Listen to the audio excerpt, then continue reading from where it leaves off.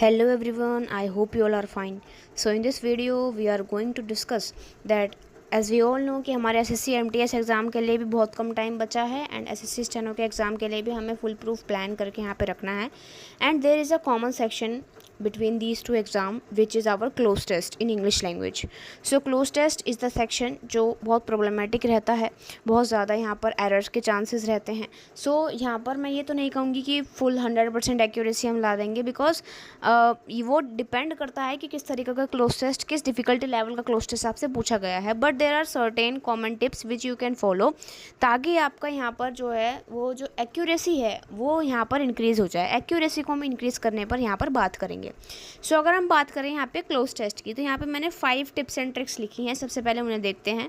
तो पहली है रीड द फुल पैसेज. तो सबसे पहले आपने जैसे जो भी अपना क्लोज टेस्ट देखा, जो भी अपना पैसेज देखा, उस पैसेज को देख के आपको सबसे पहले उसको 1 से 2 मिनट तक रीड करना है. ठीक है, 1 से 2 मिनट उसके ओवरव्यू को देखने में लगाने हैं because there are certain blanks in them जिसका जो आंसर है वो आगे आने वाले ब्लैंक्स से निकलता है. तो इसके लिए ये एक मस्ट चीज़ हो जाती है कि आपको पूरा पैसेज जो भी आपके 5, 6, 7 लाइन का पैसेज आ रहा है उसको आपको पढ़ना है 1-2 मिनट के अंदर. Now moving forward to the second tip which is focus on tenses, active and passive voices and choose the verb. तो there are certain blanks जिसमें जो आपका काम चल रहा होता है वो आपका वर्ब के अकॉर्डिंग चल रहा होता है. तो इस डायमेंशन पे जो है वो ध्यान रखना है. अब बात आती है हमारी थर्ड पॉइंट की which is focus on drawing meanings either in Hindi और अदर.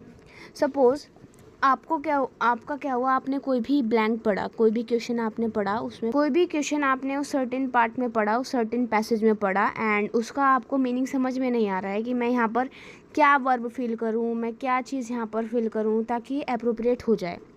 सो उसके लिए आपको क्या करना है, आप जिस भी लैंग्वेज में कंफर्टेबल हो उसका थोड़ा ट्रांसलेशन कर लेना हिंदी में एंड उसको भी आप अपनी इंट्यूशन के अकॉर्डिंग उसको यहाँ पे पिक कर सकते हो कि हिंदी में तो ये लगता है या किसी और लैंग्वेज में ये लगता है तो इंग्लिश में हमारा इस तरीके से यहाँ पे जा सकता है.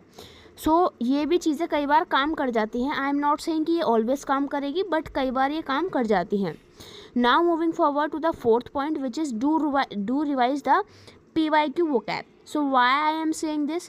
बिकॉज तो PYQ vocab है उसमें से क्या हो सकता है कि जो भी आपके PYQ में पिछली बार आपके क्वेश्चन पूछे गए हैं as form of the options given in the cloze test, जो आपके बहुत सारे ऑप्शंस गिवन होते हैं.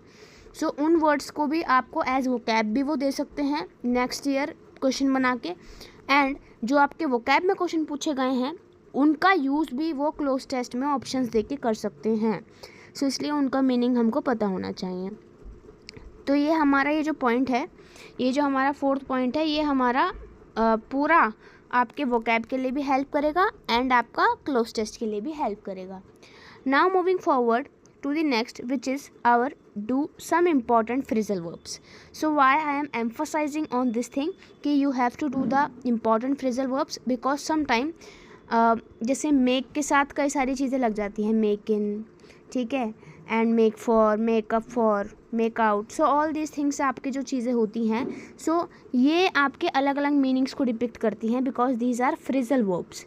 ठीक है, एंड उनके डिफरेंट मीनिंग्स होते हैं एंड उनका बहुत ज़्यादा यूज़ किया जाता है एसएससी के द्वारा क्वेश्चन पूछने में क्लोज टेस्ट में. सो इसलिए आपको इम्पॉर्टेंट कर लेनी है फ्रेजल वर्ब. आप किसी भी एजुकेटर का यूट्यूब पे उसका वीडियो देख सकते हो, उसके नोट्स बना सकते हो and then you can learn them and you can learn the usage of them कि किस तरीके की किस कॉन्टेक्स्ट में हमारी कौन सी फ्रेजल वर्ब लगती है. सो ये तो बात रही हमारी टिप्स की. अब हम कुछ लाइव क्लोज टेस्ट को सॉल्व करके देखते हैं. सो ये हमारा एसएससी एमटीएस 1 सितंबर 2023 मॉर्निंग शिफ्ट का एक क्वेश्चन मैंने यहाँ पे पास्ट ईयर उठाया है.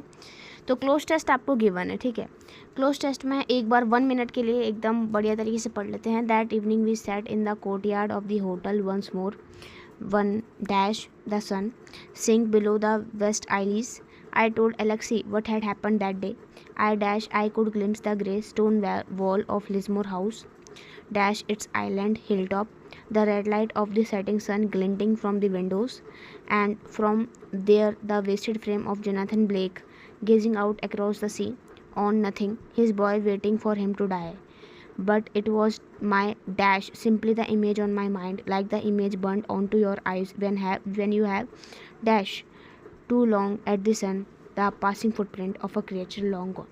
सो इससे मुझे यहाँ पर पैसेज का कॉन्टेक्स्ट पता लग गया कि यहाँ पे इस चीज़ में किस चीज़ के बारे में बात करी जा रही है। तो यहाँ पे एक सनसेट का व्यू पॉइंट वहाँ पे दर्शाया गया है, एक होटल की आप कोर्टयार्ड से जो भी इसका ऑथर है वो यहाँ पर बता रहा है सनसेट का डिस्क्रिप्शन। सो उसके रिगार्डिंग में एक क्लोज टेस्ट है। सो फर्स्ट है कि the evening we set in the courtyard of the hotel room, hotel once more dash the sun. So hotel yard में बैठ के आप क्या करोगे, सन को वॉच करोगे, वैलोइंग, रिस्किंग, प्रैक्टिसिंग। तो वॉच ही तो करोगे आप सनसेट को, ठीक है। सन सिंकिंग बिलो द वेस्टर्न आइलीज। सो आइलीज हम यहाँ पर एक माउंटेन को कंसीडर कर सकते हैं। सो इसमें जो सन है उसके अंदर सिंक हो रहा है, तो हम उसको देख रहे हैं, तो वॉच हो जाएगा इसका करेक्ट आंसर, वॉच, ठीक है। क्वेश्चन नंबर टू देखते हैं। Question number 2, I told Alexei what had happened that day, I dash I could glimpse the grey stone wall of Lismore house windows। सो देखते हैं एक बारी। इसके जो ऑप्शंस हैं, ठीक है, उसमें अगर मुझे मीनिंग नहीं पता है तो अभी के लिए मैं इसको छोड़ रही हूँ, ठीक है। अभी के लिए मैंने यहाँ पे इसे लीव कर दिया। आगे बढ़ते हैं। The red light of the setting sun glinting from the window and from there the wasted frame of Jonathan Blake gazing out across the sea on nothing, his boy waiting for him to die, but it was my dash simply the image on my mind। देखो अब ये जो आगे का phrase है, मैंने क्यों बोला था कि 1 मिनट आपको पढ़ने पे लगाना है, क्योंकि यहाँ पे आगे के जो मीनिंग्स हैं, आगे के जो सेंटेंसेस हैं, वो पहले वाले ब्लैंक को डिफाइन करेंगे कि क्या वर्ब यहाँ पर आनी चाहिए। सो क्या मतलब ब्लैंक में आना चाहिए, तो it was my dash.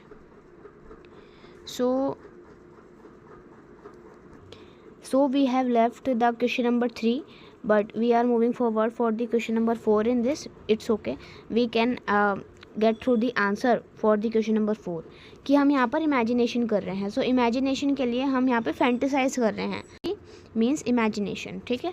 So 4th का आंसर क्या हो जाएगा, 3rd हो जाएगा। अब एक बार 3rd को देखते हैं, 3rd ब्लैंक को। 3rd, I could glimpse the grey stone wall of Lismore House dash its island hill top, ठीक है। So dash its highland hill top.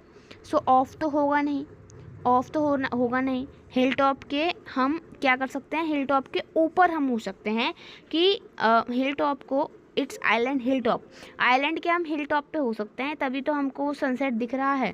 सो मतलब दैट मीन्स कि हम यहाँ पर ऑन है, ठीक है। असाइड भी नहीं है, फॉर भी नहीं हो सकता, ऑफ भी नहीं हो सकता, एंड ऑन है। ऑन हमारी पोजीशन को भी दर्शाता है, इसलिए हम यहाँ पर ऑन को दिखा देते हैं। यहाँ पर ऑन जो है वो यहाँ पर फिल हो जाएगा, ठीक है। नाउ मूविंग फॉरवर्ड,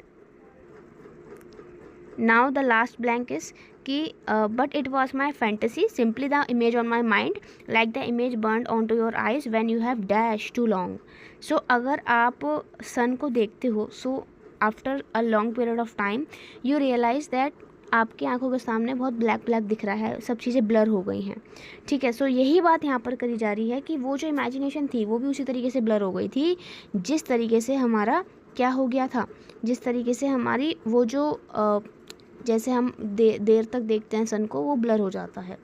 सो क्या कह रहा है क्वेश्चन में कि image on when you have dash stare too long at the sun. तो आप जब तक देखते हो, स्टेयर करते हो, उसको घूरते हो, तब तक आपकी आँख के सामने काला काला आ जाता है, ब्लर हो जाती हैं चीज़ें। इसी तरीके से वो इमेजिनेशन भी ब्लर हो गई थी, ठीक है। सो हिंदी से अगर हम यहाँ पर देख रहे हैं तो हमारा 3rd point of tips justify हो रहा है, जिसमें थोड़ी हिंदी भी हम यहाँ पर यूज़ कर रहे हैं।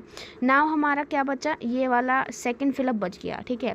2nd फिलअप हमने छोड़ दिया था। I told Alexei what had happened that day, I dash I could glimpse the grey stone wall of Lismore House. So देखो इसमें आपका जो है वो कैप सेंस जाएगा, जो मैंने आपको पॉइंट 4 नंबर टिप में बताया था, एंड इसका मतलब हो जाएगा आपका यहाँ पर वो कैप के सेंस से फैंसीड। इम्बाइब का मतलब होता है इनटेक करना, तो इनटेक का तो कोई सेंस नहीं आ रहा। ट्रांसलेटेड का मतलब कुछ ट्रांसलेशन करना, उसका भी सेंस नहीं है।